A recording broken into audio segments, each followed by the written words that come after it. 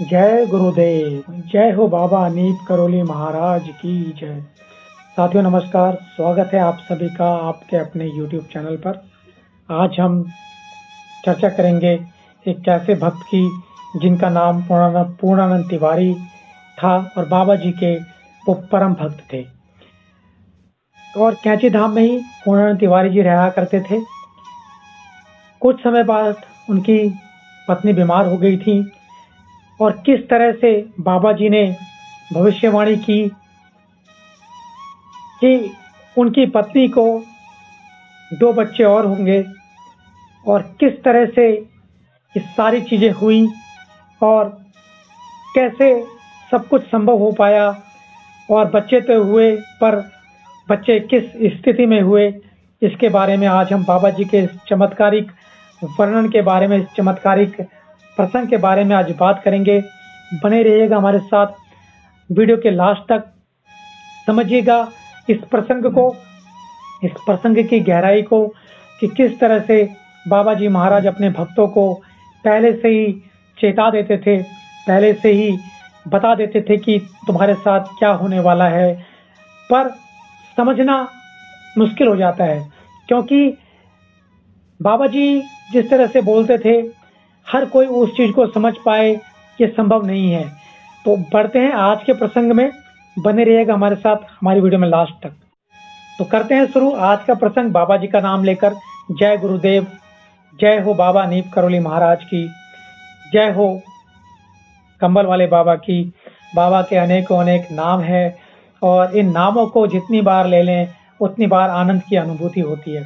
बाबा जी के सानिध्य में आने के बाद अपने आप लाइफ में, जीवन में चमत्कार होते ही जाते हैं, ऐसा भक्तों का मानना है और मेरा मानना भी कुछ ऐसा ही है।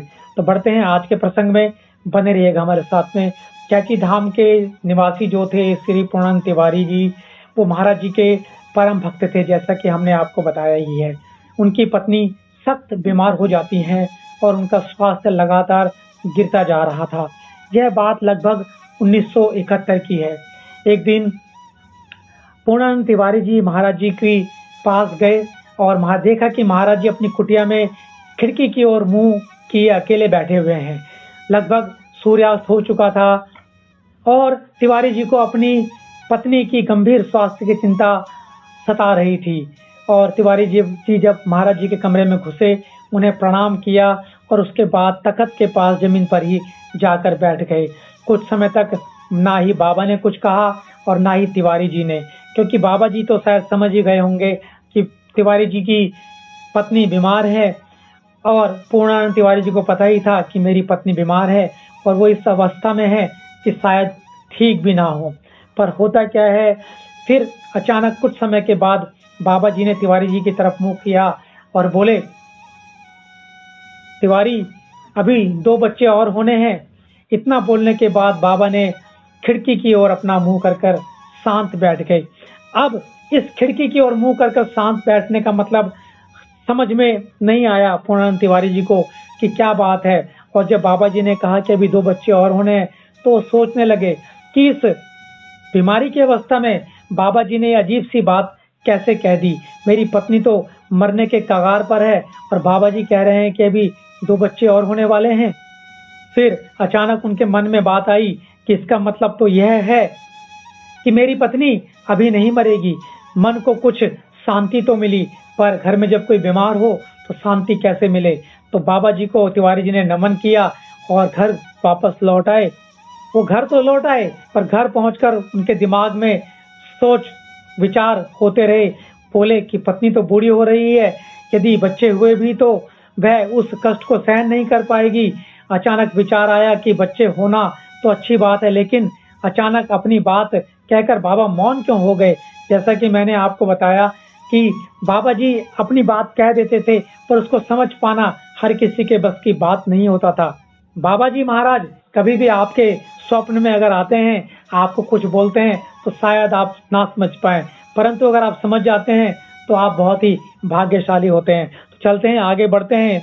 जब तिवारी जी ने सोचा कि बाबा जी ने जो ये बताया कि अभी 2 बच्चे होने इसके बाद वो मौन क्यों हो गए, तो इसका उत्तर वो नहीं समझ पाए कि इसका मतलब क्या है, पर जैसे जैसे समय बीतता गया और यह उत्तर रहस्य में ही था, धीरे धीरे उनकी पत्नी स्वस्थ हो गई और लगभग सितंबर 1973 की बात है।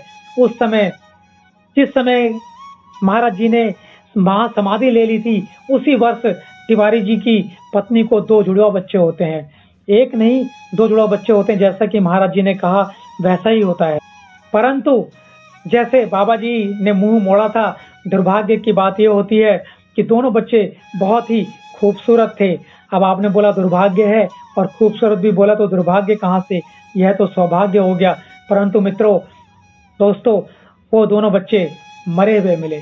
तो बाबा जी पहले से ही अपने भक्त को बता देते थे कि कैसे क्या चीज होने वाली है। तो महाराज जी के, बाबा जी के, गुरुदेव जी के जो मौन हो जाने का रहस्य था, वो तिवारी जी की समझ में अब आया जब उनकी पत्नी के बच्चे हुए, 2 बच्चे हुए, 2 जुड़वा बच्चे हुए, खूबसूरत बच्चे थे, परंतु दोनों बच्चे मरे हुए। तो इस तरह से बाबा जी समझ जाते थे कि आने वाले समय में क्या होने वाला है।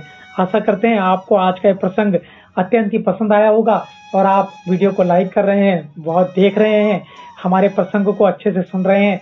इस सभी के लिए आपका बहुत बहुत धन्यवाद। ये सब और सब बाबा जी की कृपा से हो रहा है, क्योंकि बाबा जी के सानिध्य में आने के बाद में ये प्रेरणा मिली है कि करना है। बाबा जी के आशीर्वाद से ही, बाबा जी के कहने से ही, मात्र से ही ये सारे जो प्रसंग हम आपके समक्ष प्रस्तुत कर रहे हैं, ये सिर्फ और सिर्फ बाबा जी की कृपा से ही संभव हो पा रहा है। तो मिलेंगे अगले प्रसंग में, तब तक के लिए आप सभी का धन्यवाद। बोलिए जय गुरुदेव, जय हो बाबा नीप करोली महाराज की जय। धन्यवाद, धन्यवाद, धन्यवाद।